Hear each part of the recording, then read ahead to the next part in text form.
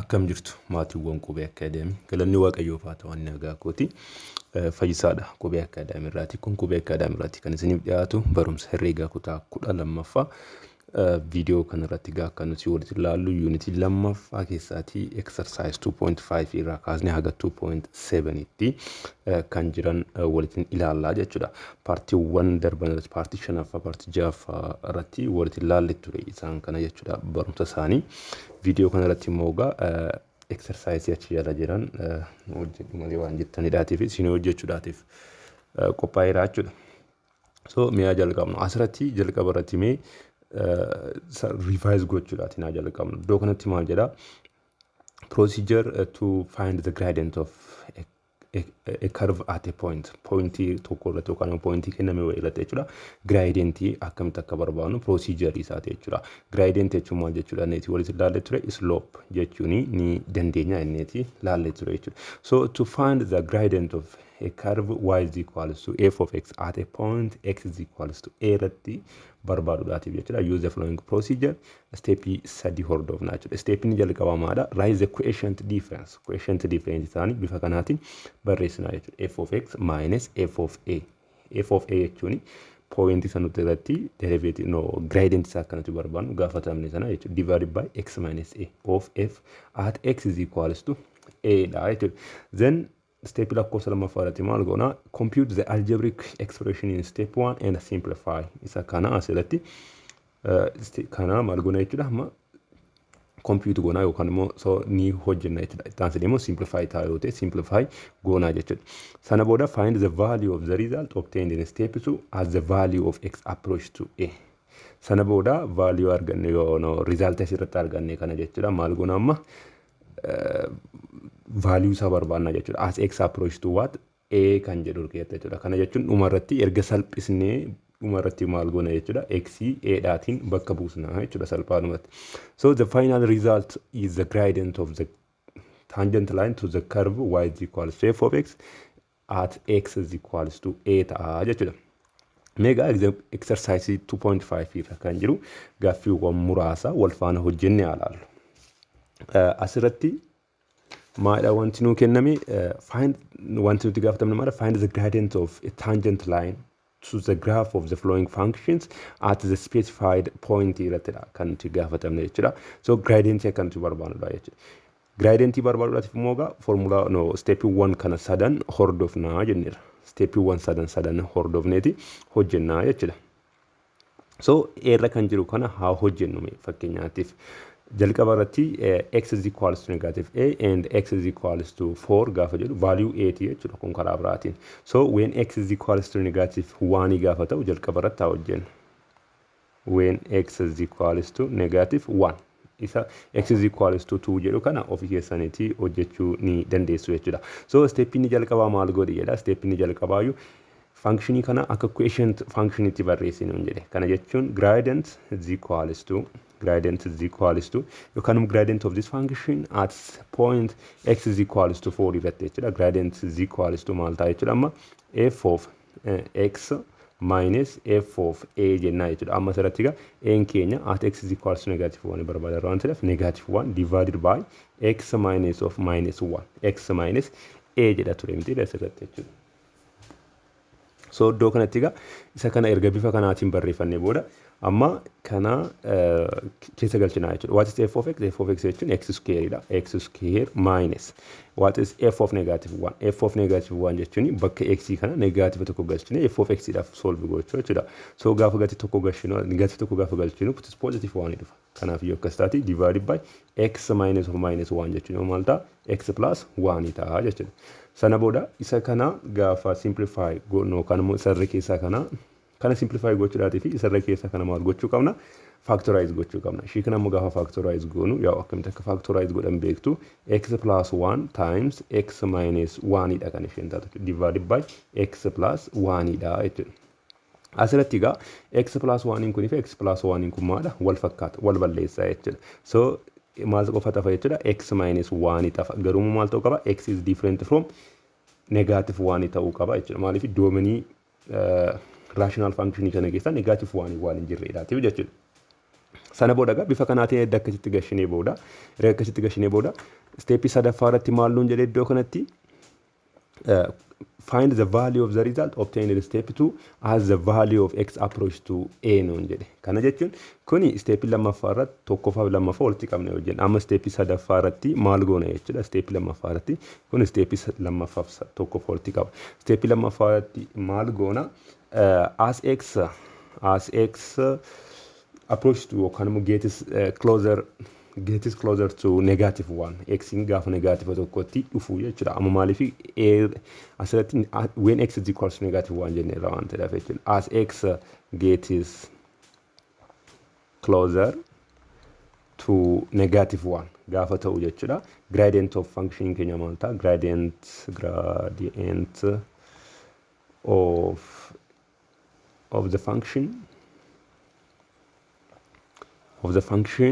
is equals to maal ta'a jechuudha. Amma bakka x maal gashina jechuudha. Innaa sana negative tokko gashinaa jechuudha directly. -1 - 1 is equals to -2 ta'a jechuudha. Kanaafiyyuu gradient of this function is what? It is -2 ta'a jechuudha.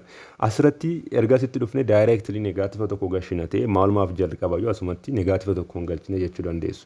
Asirratti maalidha? Yoo negative tokko directly gashine jechuudha. Iddoo kanatti maal ta'a? Functioning keenya undefined nu alaati ta'a. Undefined ta'a. Kanaafiyyuu jalqaba irratti solve goone kaaneeti as x approach to -1 gaafa ta'u gradient keenya kana ta'a. Inni kan biraan immoo asirratti gatiin x negative tokko irratti ta'uu hin danda'u jettee ta'a. Akkamittiin immoo negative tokko gashinaa jechuu dandeessu. Asirratti kan jechaa jiru as x gets closer and closer to -1 dha malee x negative tokko ta'ee jechaa hin jiru nuti. Isiniif agarudha asirratti jechuudha. Kanaafiyyuu dhumarratti directly negative tokko galchuun keenya kun definition derivative yookaan immoo definition gradient of a function dha malee directly negative tokko gashine miti. Garuu negative tokkotti gaafa hiiqaa deemu jechuudha. Dhumarratti limit yookaan immoo dhumni isaa maal kan nuti argannu negative tokko normal gaafa ta'u jechuudha. Negative lama arganna jechuudha. Malee valuun x asirratti gonkuma negative tokko ta'uu hin danda'u. Isiniif agaruu asirratti. Inni kan biraanii when x is equals to 4 kan jedhu kana ofii keessanitti hojjechuu ni dandeessu. Anamma asirratti biirra kan jiru isin hojjedha. Biirra kan jiru jechuudha. Biirra kan jiru kanatti nuu kenname. Biirra kan jirutti immoo when x is equals to -√2 kan jedhu irratti haa hojjennu. When x is equals to -√2 kan jedhu irratti jechuudha. Then gradientiin keenya gaa asirratti the same procedure dha kan nuti fayyadamnu jechuudha. Gradient is equals to asirratti gaa gradient gaafa barbaadnu formulaa kana fayyadamna yeroo hundaayyuu taanaan jechuudha. Yeroo hundaayyuu. Kanaafiyyu formulaa asicha gaafa fayyadamnu iddoo kanatti maal goona jechuudha. Amma this f of x minus f of -√2 dha jechuudha. Maaliif when x is equals to -2 divided by x minus of -√2 ta'a jechuudha. Asirratti valuun a keenya -2 dha, -√2 dha jechuudha. Is equals to amma gaa f of x jechuun kanadhaan irra jalqabaayyuu qabna 3x square minus 5x plus 4 dha. Sana booda immoo maal gashinaa immoo f of x keessattis -√2 gashinaa jechuudha. Minus jenneeti bracket bananne sana booda -√2 kana f of x keessa galchina. F of x kanuma waan ta'eef asuma keessa galchina 3 times -√2 the whole square minus 5 into -√2 negative qabaddoon kuni sana booda plus 4 taati jechuudha. Divided by x minus of minus jechuun immoo x plus √2 ta'a jechuudha iddoo kanatti. Then inni kuni asitti maal ta'a? Kuni akkuma jirutti jira 3x square minus 5x plus 4 minus akkuma jirutti minus isaa barreeffadhe. Kun asirratti -√2 kana gaafa nu square godhu +2 ta'a. +2 times 3 that is 6. Akkasuma immoo -5 times -4 jechuun immoo maal taate? That is +5 taati jechuudha isheen kun. Asitti negative qabanneerra. Sana booda inni kun immoo +4 akkuma jirutti jira jechuudha. Divided by x plus √2 taati jechuudha kun. Is equals to kun egaa asirratti sana booda maalitti reduce gochuu dandeenya? 3x square minus 5x iddoo kana 4 jira. Iddoo kana maaltu jira? +4 jira. Kana asirratti negative kana jechennatti baay'isnu maal ta'a jechuudha? Wal balleessaa jechuudha kuniif kun. Sana booda kun asii achitti baay'atti maal ta'a? -6 -5 √2 taati jechuudha. Divided by x plus √2 taati jechuudha. Sana booda gamma steepii lammaffaa irratti isaan kana computer dagootee booda maal godhi jedha yoo danda'ama ta'e simplify godhii jedha. Mee isa kana factorize goonu sarara keessaa kana jechuudha. Factorize gaafa goonu maal arganna? It is x plus root 2 times 3x minus 3 times root 2 minus 5 dha. Ishirra keessaa kana gaafa factorize goonu jechuudha. Divided by x plus root 2 dha. Iddoo kanatti immoo kun inni jalaa immoo akkuma jirutti jira jechuudha. Sana booda kuni kana maal godha? Ni balleessa. Kana asitti nuuf hafu maal qofaadha jechuudha. 3x minus 3 root 5 no root 2 sorry minus 5 qolfadha jechuudha iddoo kanatti kan nuuf. So iddoo kanatti gaa erga kana argannee booda jechuudha as x approach to kanuma gets closer to negative asirratti by the way x is what different from negative root 2 sababiin isaa maalidha inni jalaa kun maal ta'uu qaba different from 0 ta'uu qaba waan ta'eef kun 0 ta'e taanaan undefined ta'a waan ta'eef functioning keenya jechuudha. Sana booda kana bifa kanaatiin erga barreeffannee booda as x gets closer to negative root 2 tti gaafa deemudha. Amma substitute goona jechuudha finne as keessa negative 2 kan. Sana booda the gradient of the function is equals to maal goona jechuudha finne as keessa negative root 2 kana galchina jechuudha bakka x 3 into negative root 2 minus 3 times root 2 minus 5 is equals to kun gaafa walitti baay'atu negative 3 times root 2 minus 3 times root 2 minus 5 sana booda kuni that is kullamaani radicaliin isaa wal qixaadha waan ta'eef kun root 2 dha kunis root 2 dha waan ta'eef walitti dabaluu dandeenya jechuudha negative 6 root 2 minus 5 ta'a jechuudha gradient of this functioning keenya jechuudha functioning nu kenname kana ta'a jechuudha kan isa kana. Inni kan biraani c irra kan jiru immoo walitti ilaallu c fi d irra kan jiru jechuudha. Almost c irra kan jiru d irra kan jiru somaa wal caalleedhaatii fi mee ani d irra kan jiru qofa sinifa hojjedhu d irra kan jiru qofa jechuudha. Yaa saatii keenya faana deemuudhaatii fi c irra kan jiru ofii keessanii hojjedha. So asirratti gaa kan nuti gaafatamni gradient dha. Gradient immoo akkamitti barbaannanneerra the same procedure dha kan nuti fayyadamnu. Gradient is equals to maal goona f of x minus f of maali barbaanna jechuudha. Amma asirratti at a point 2,1 over 2 nuun jedhe iddoo kanatti.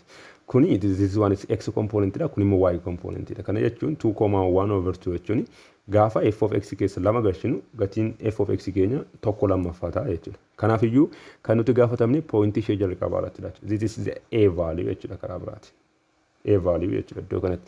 So f of 2 dha jechuudha iddoo kanatti kan nuti barbaannu divided by x minus 2 taati jechuudha iddoo kanatti immoo is equals to what is f of x in keenya maadha 1 over x dha minus what is f of 2 as keessa lama gaafa galchinu 1 over 2 taati jechuudha divided by x minus 2 ta'a jechuudha is equals to mee sarara keessaa kana walitti taayidaanu sarara keessa isa kana jechuudha isa walitti da'uudhaatii fi hawwata isaanii afudhannu isa kana that is 2x ta'a jechuudha hawwatan isaanii sana booda 2x divided by x that is 2 minus 2x divided by 2 that is x divided by x minus 2 taati jechuudha. Kun immoo gaafa gaa seera herreegaa fayyadamnee gaafa wanti jennu maal ta'a 2 minus x divided by 2 times 1 over x minus 2 dha kan isheen taatu jechuudha. Kana seera herreegaa fayyadamne sana booda meeshii kana negaativa ishee alatti baasuti. Negaativaan alatti baase akkasin ta'u x minus 2 taati isheen kun kana faana wal fakkeeffachuudhaaf jechuudha divided by 2x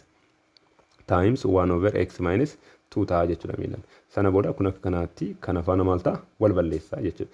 Sana booda maal ta'a fadhuma irratti that is negative 1 over 2x ta'a jechuudha. Where x is what different from positive 2. Gatiin x different from positive 2 ta'uu qaba. Sababiin isaa maalifidha? Iddoo kanatti kun defined ta'uudhaatii fi inni jalaa kun maal ta'uu qabu 0 ta'uun irra jiraata jechuudha. Iddoo kanatti kun where x is different from 2. Jenneeti birga barreeffannee booda gaamma as x closer to yookaan as x gets closer to positive 2 gaafa lamatti hiiqaa deemu jechuudha. Maaliif as x gets yookaan immoo iddoo kanatti maal jedha definition keessa keessatti jechuudha. Find the value of the result obtained in step 2 as the value of x approach to a nuun jedhe waan ta'eef asirratti siga as x gets closer to gaafa lamatti hiiqaa deemu jechuudha. Gradient gradient of the function equals to maal ta'a jechuudha. Amma finne bakka x kana lama galchuudha jechuudha. Is equals to is negative 1 over 4 ta'a jechuudha gradientiin keenya. Inni kun kana fakkaata. Inni kan biraan gaafii lakkoofsa lammaffaa irra kan jiru moo walitti ilaallu. Gaafii lakkoofsa lama irra kan jiru maal jedha? If f of x is equals to x cube, find the gradient of the tangent line to the graph of f of x at point a comma a cube nuun jedhe asirratti jechuudha. Asirratti si point nuti irratti barbaannu point x in keenya jechuudha. X is equals to a gaafa ta'uudha jechuudha. So gradient barbaaduudhaatiif egaa gradient formuluma isaa amma fayyadamna jechuudha. Gradient is equals to maal ta'a f of x minus f of a ta'a jechuudha asirratti. Indirect divided by x minus a goona jechuudha. Is equals to what is f of x? That is x cube minus f of x in keenya jechuudha. Minus f of a jechuun immoo bakka x kana a gashuudha jechuudha. Sana booda a cube ta'a jechuudha. Asitti yuu kennameera salphaadhumatti a cube divided by x minus a taati jechuudha. Sana booda maal goona amma ishee kana factorize goona jechuudha. Akkamittiin factorize goona? Asirratti x cube minus a cube in kun it is cubic function waan ta'eedhaatiif jechuudha.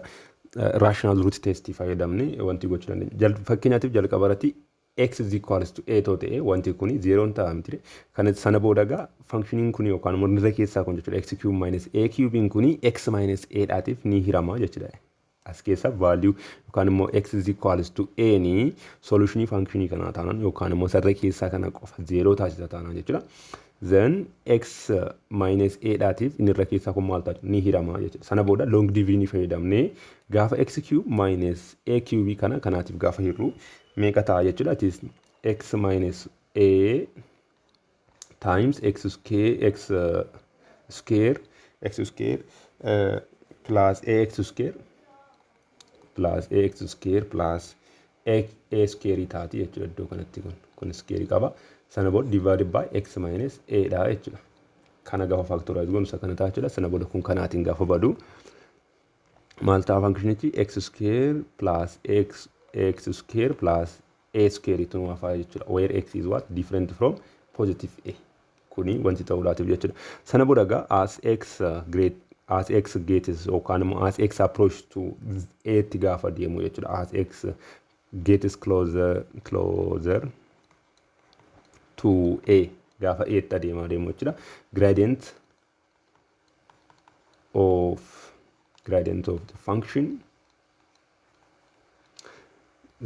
of the function is equals to maal ta'a jechuudha. Amma finne as keessa bakka x kana a galchuudha jechuudha. Sana booda a the whole square plus a into a iddoo kanatti sorry kun squaring qabu. Isheen kun squaring qabdu gaafa hirru jechuudha. Difama ax dha kan isheen taatu. Iddoo kanatti a into a plus a square ta'a jechuudha. Kana jechuun immoo a square plus a square plus a square taate jechuudha. Is equals to 3 a square ta'a jechuudha. Okay, kana fakkaata jechuudha. Inni kan biraan iddoo kanatti kan nuti ilaallu exercise 2.6 dha. Exercise 2.6. Exercise 2.6 maal jedha? Use definition 2.6 to find the derivative of the following functions at a given value nuun jedhe. Value kenname irratti derivative isaanii akka nuti barbaadnudha jechuudha. Kana jechuun derivative at a point jechuudha. Definition 2.6 jedha. Definition 2.6 maal jedha? Partition afaarratti kan walitti ilaallate jechuudha. The derivative of a function f of x at a number a yookaan immoo at a point a in the domain of f. N kuni domainicha keessa jira. Of f denoted by f derivative at a is the gradient of the tangent line to the graph of y is equals to f of x at a comma f of a. That is h as h gets closer and closer to 0 from both directions. F of a plus h minus f of a divided by h becomes what? Closer to f derivative at a dha. Kana jechuun f derivative at a formula kana fayyadamni barbaanna jechuudha. As h approach to what? As h approach to 0. As h approach to 0 kan immoo as h gets closer and closer to 0 from both sides kan jedhu kana as h approach to 0 jenne akka kanaatti barreessuu dandeenya. Akka kanaatti jechuudha. So gamma formulicha fayyadamni a irra kan jiru kana hojjechuudhaatiif haa yaallu. A irra kan jiru kana jechuudha. A irra kan jiru kun maal? Functioning kun nu kennameera. Kan nuti barbaannu maal? F derivative at 2 dha. F derivative at 2 barbaaduudhaatiif egaa maal goona jechuudha. F of 2 plus h minus f of 2 divided by h dha as h approach to what as h approach to 0 jechuudha. Definition keenya akkas ture waan ta'eef f of a plus h minus f of a divided by h asirratti is equals to eenyu faana wal qixxaatan jedhu kanuma closest to f derivative a ta'e n keenya gamma asirratti meeqa ta'a jechuudha 2 ta'a jechuudha salphaanumatti. So isa kana gaafa hojjennu kana asitti akkasitti garagaraa kutuuti f derivative at n keenya jechuudha gamma f of 2 plus h minus f of 2 goona jechuudha iddoo kanatti.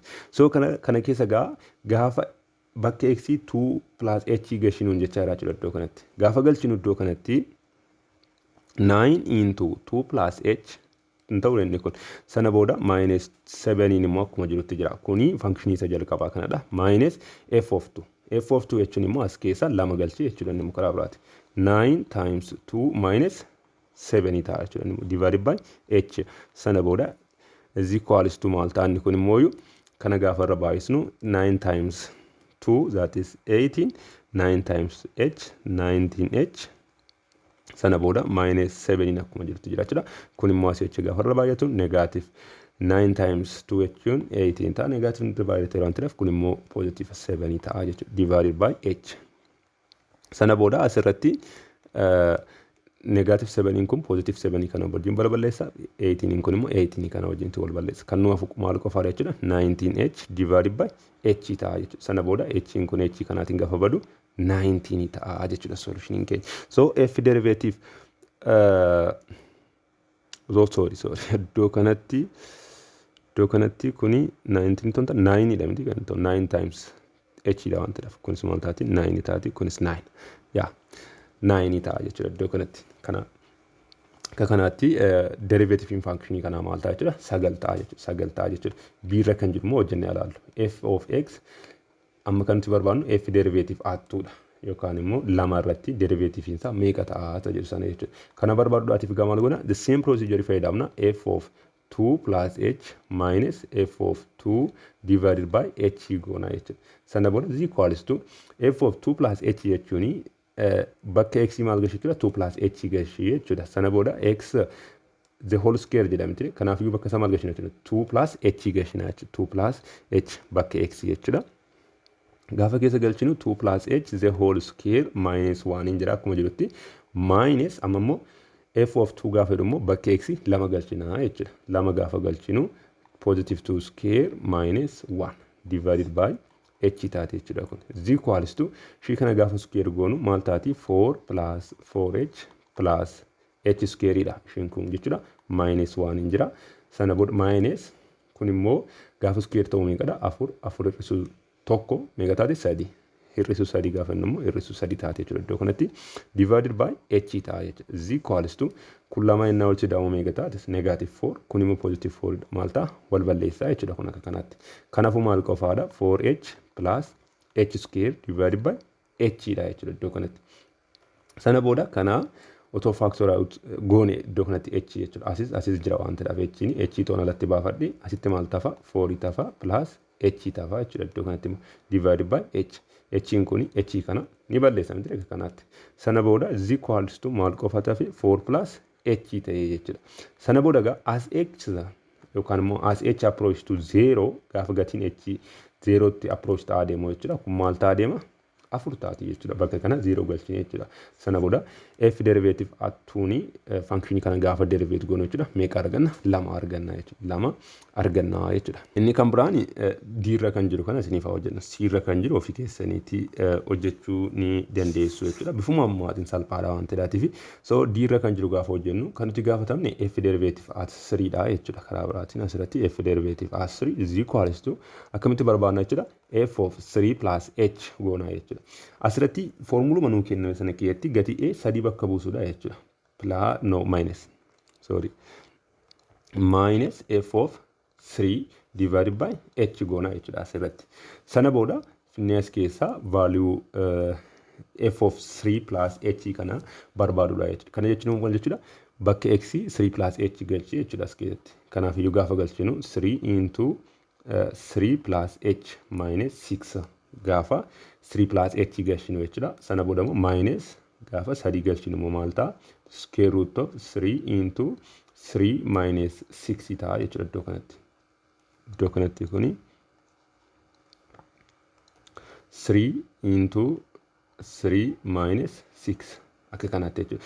Divided by h taati jechuudha. Sana booda kana gaafa xiqqoochi salphisnu maal ta'a 3 times 3 ni 9 plus 3 times h 3h minus 6 taati isheen jalqaba minus nittaane jiru immoo 9 minus 6 ta'a jechuudha. Divided by h kana jechuun immoo karaa biraatiin maal jechuudha gaafa salphisnu 9 minus 6 meeqa taate 3 dha. Kanaaf iyyuu 3h plus 3 taati minus 9 minus 6 immoo root 3 qofa ta'a jechuudha. Divided by h sana booda gaama bifa kanaatiin gaafa nuu kennamu kana simplify gochuu qabna waan ta'eef jechuudha.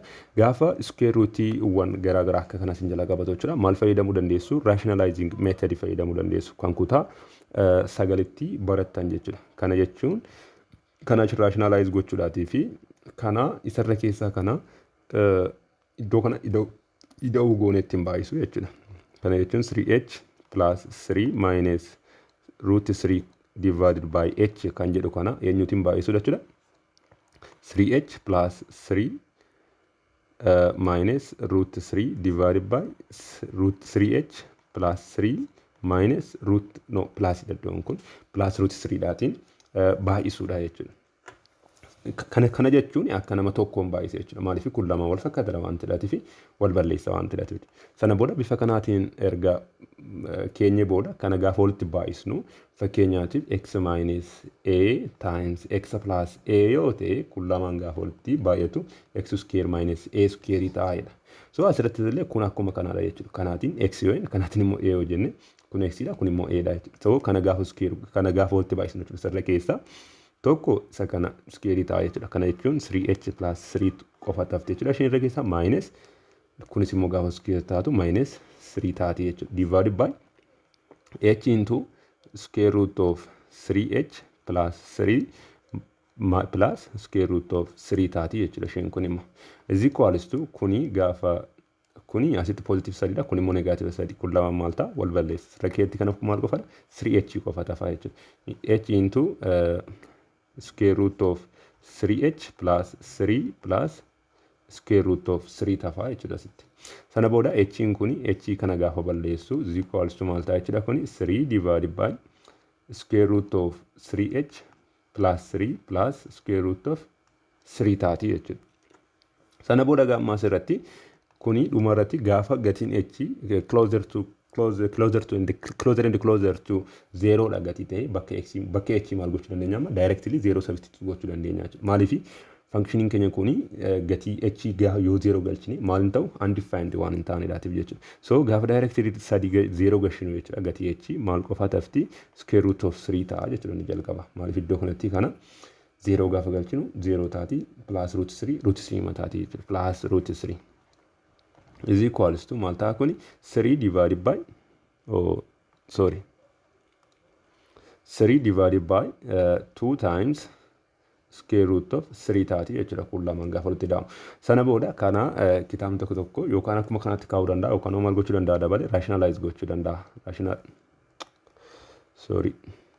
Root 3 divided by root 3 dhaatiin rationalize gochuu dandeenya jechuudha. Kana gaafa akka kanatti gaafa rationalize gonugaa kun kanatti gaafa baay'atu 3 times root 3 taati isheen jalaa immoo 2 times root 3 times root 3 immoo meeqa ta'a 3 ta'a jechuudha. Kun kanaatiin gaafa badu is equals to maal ta'a jechuudha root 3 divided by over 2 ta'a jechuudha dhiifama. Yaa kompiitarri koo xiqqoo ishee busy waan ta'uudhaati jechuudha. Na kana fakkaataa jechuudha. Derivative at a point isaa gaafa hojjennu dirra kan jiru kuni kana fiduu dandeenya jechuudha. Yookaan kana yookaan immoo ishii kana qofaa ishii lamaan isaa yomaadha answer it is more recommended kan ta'u garuu isa kana laa jechuudha. Yeroo baay'ee qormaata keessatti kan dhufu isa kana ta'uu danda'a. Inni kan biraan kan nuti walitti hojjennu exercise 2.7 dha. Exercise 2.7 maal jedha? Use definition 2.7 to find the derivative of the function with respect to x jedha. Inni 2.6 irratti ilaalle derivative of a function at a point dha. Amma immoo kan nuti ilaallu derivative of a function as derivative of the function dha jechuudha. Yookaan immoo as a function yookaan at a point irratti toon taane f of x derivative barbaadna jechuudha asirratti f of x derivative isa barbaaduudhaatiif egaa definitionii meeqa fayyadaminu jedhe definitionii 2.7 fayyadaminu jedhe jechuudha isa kana so definitionichi maal jedha the function f derivative whose domain is consists of those values of x at which f is differentiable f derivative in domain consists of those values of x at which f is differentiable and whose value at any such number as h gets closer and closer to 0 is given by Canada f derivative at x jechuun f of x plus h minus f of x divided by a dha goone hojjenna over h goone hojjenna jechuudha. Isa irratti maal ture f of a plus h minus f of a ture at a given point irratti jechuudha. Amma immoo as a function gaafatamu jechuudha bakkuma a sana x galchuudha jechuudha. Sana booda procedure wal fakkaatudha jechuudha kan nuti hojjennu. Kanaafiyyuu mee b irra kan jiru walitti naa hojjennu a irra kan jiru salphaadha waan ta'eef ofii keessanii hojjedha. F derivative at x b irra kan jiru kana isinifaa hojjeddan. B irra kan jiru gaa hojjechuudhaatiif maal goona jechuudha f of x plus h minus f of x divided by h goona jechuudha. Kuni definitionuma keenya isaasitti nuu kenname jechuudha. So bifa kanaatiin erga wanti goone booda iddoo kanatti x plus h kan jedhu kana finnee bakka kanaa galchina jechuudha. Kana jechuun x plus h the whole cube minus f of x in keenya maalidha it is x cube dha divided by h dha jechuudha. Sana booda iddoo kanatti kana mee x plus h cube kan jedhu kana cube haa goonuti isa gaafa cube goonu jechuudha. Kana jechuun x plus h times x plus h jalqaba gooneeti sana booda kana walitti baay'isnee booda eenyuutiin baay'isna daballe x plus h dhaatiin baay'isna malee sadansaa wal faana baay'isuun danda'amu. Kanaafiyyuu isa ofii keessanitti baay'isa gaafa baay'isnee kaanu x cube plus 3x square h kan nuti argannu jechaadha. 3x square h plus 3x h square plus h square dha jechuudha. Ishee gaafa cube goonu jechuudha sakan sana booda minus x cube immoo akkuma jirutti jira divided by h ta'a jechuudha iddoo kanatti kun. Sana booda is equals to kuni asitti x cube jira kunis immoo x cube jira maal ta'a wal balleessa jechuudha. Kanaafuu maal qofaadha 3x square h plus 3x h square plus h square dha jechuudha kan nuufu divided by maala h ta'a jechuudha iddoo kanatti. So kun immoo qixxee ta'a maal ta'a iddoo kan asis h jira asis h jira asis h jira h alattaa baafadhume iddoo kanatti h asitti maal ta'a 3x square qofa ta'a plus iddoo kanatti immoo 3x h ta'a iddoo kanatti jechuudha plus h ta'a jechuudha iddoo kanatti divided by h h kuni h kanaatiin gaafa baadu is equals to maal qofa ta'a jechuudha asirratti 3x square plus 3x h plus h dha jechuudha. Erga kana ta'eeti jechuudha gaafa iddoo kanatti as x approach to as h approach to 0 as h approach to 0 gaafa ta'u jechuudha. Kan immoo valuun h keenya gaafa 0 tti hiiqaa deemu directly maal gochuu dandeenya as keessa finne gatii h kana 0 galchuu dandeenya. Maaliif iddootti undefined ta'u waan hin qabneedhaatiif jechuudha. Sana booda 3x square qofa ta'a jechuudha. Sababiin isaa iddoo kana 0 gaafa galchinu kun 0 ta'a iddoo kana 0 gaafa galchinu 0 ta'a jechuudha. So f derivative at x of x cube gaafa hojjennu jechuudha. Maal ta'a jechuudha x 3x square ta'a jechuudha. 3x square ta'a jechuudha. 3x square. Inni kan biraanii b irra kan jiru immoo walitti naa hojjennu. Okay, b irra kan jiru immoo walitti hojjechuudhaatii fi sorry. Okay. B irra kan c irra kan jiru immoo walitti naa hojjennu. C irra kan jiru maaltu nuu kenname f of x is equals to 1 over x tu nuu kenname jechuudha. Asirratti dirqama maal fayyadamuu qabna definition fayyadamuu qabna. Gara fuulduraatti definition isa kana fayyadamuu dhiisuu dandeessu. Garuu qormaata kilaasii keessatti gaafa qoramtu jechuudha. Definition kana fayyadameeti hojjedhu isiniin jechuu danda'a jechuudha dirqama. Malee qormaata entrance irratti definition isa kana fayyadamtan almost hojjechuu jechuun hojii yeroo keessan of jalaatti gubuudha. Normal kanama fakkeenyaaf isa kana akka nama derivative godhe kanatti derivative goonu bakka kun is equals to 3x square kan ta'e gara fuulduraatti laaluu dandeessu jechuudha. Paartii waan ta'an irratti. Garuu definitionicha fayyadameeti hojjedhu nuun jedhe dirqama akka nama hojjedhe sanatti hojjechuu qabna jechuudha. So c irra kan jiru kana gaafa barbaannu f derivative at x keenya barbaaduudhaatiif jechuudha. Maal goona is equals to f of x plus h minus f of x divided by x h goona jechuudha. As h approach to what 0 gaafa ta'a deemu jechuudha. So asirratti gaa f of x plus h jechuun bakka x kana x plus h galchuu jechuudha. Kanaafiyyuu 1 over x plus h minus f of x nuun jedha. F of x in keenya maala 1 over x dha kan nuu kenname jechuudha. Divided by h. Sana booda kana solve gochuudhaatii fi isarra keessaa kana lama walitti taa'idhaan walitti da'uudhaatiif immoo hawwataa isaa fudhannu. Hawwataan isaa maal ta'a? X into h plus x ta'a jechuudha inni kun yookaan immoo x plus h. Sana booda isa kana kanaatiif gaafa jedhu meeqa tafa? X tafti x minus kana immoo kanaatiif x dhaatiif gaafa jedhu maal tafa? H plus x tafa jechuudha. Sana booda h plus x tafa jechuudha. Divided by h immoo jira.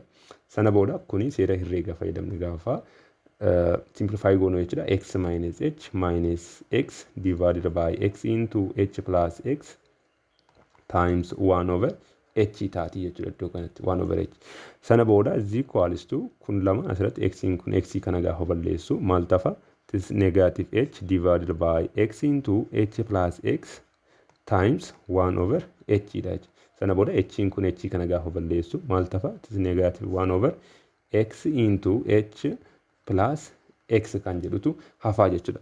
Sana booda erga akkasitti salphifannee booda jechuudha amma directly value h 0 yoo galchine functioning kun maal hin ta'u? Undefined hin ta'u.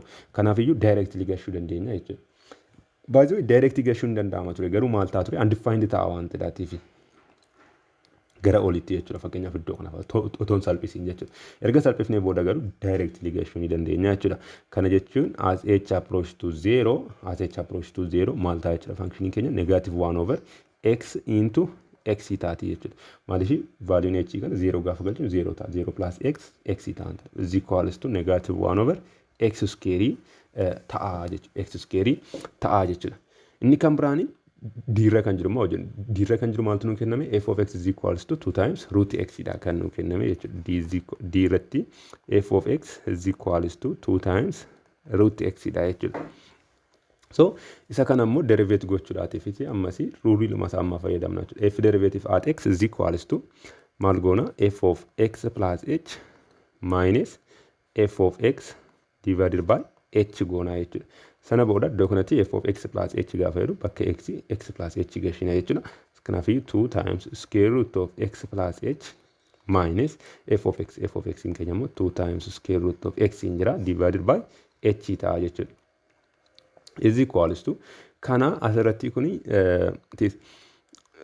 kuni asirratti wanti wal balleessu hin jiru jechuudha. Wanti wal balleessu hin jiru direct immoo yoo value h immoo 0 galchine function keenya kun maal ta'a? Undefined ta'a. So root minaamu waan qabuudhaati jechuudha. Asirratti maal goonan siniin jedhe akkuma exercise 2.6 immoo 2.5 irratti ilaalle rationalizing fayyadamna jechuudha. Kana rationalize gochuudhaatii fi iddoo kanarratti jalqaba lama kana alattaa baasu fakkeenyaatiif jalqaba akkasitti barreeffadhu. Lama kana alattaa baasuuti jechuudha. Akka kanaatti root x plus h minus root x maaliif asis lama jira waan ta'eef jechuudha. Divided by h. Sana booda kan adda akkas godhee booda kan immoo rationalize godhu. Kan rationalize gochuudhaatii fi root x plus h plus root x daatiin abaasu divided by root x plus h root x daatiin abaasu jechuudha iddoo kanatti. Kana jechuun akka nama tokkoon baay'iseetti jechuudha. So egaa asirratti is equals to 2 kun akkuma jirutti jira. Kana kanatti gaafa baay'isnu maal taate jechuudha? X plus h taati the whole square ta'a waan ta'eef minus h ta'a jechuudha. Inni irra keessa gaafa walitti baay'isnu isa jalaa immoo gaafa walitti baay'isnu no iddoo kanatti kun x sorry. Isa jalaa immoo gaafa walitti baay'isnu h times square root of x plus h square root of x plus h plus square root of x taati jechuudha isheen jalaa immoo. Sana booda kun akka kanaatti jira jechuudha. Iddoo kanatti kun akka kanaatti jirti. Sana booda kuni gaafa salphisnu jechuudha.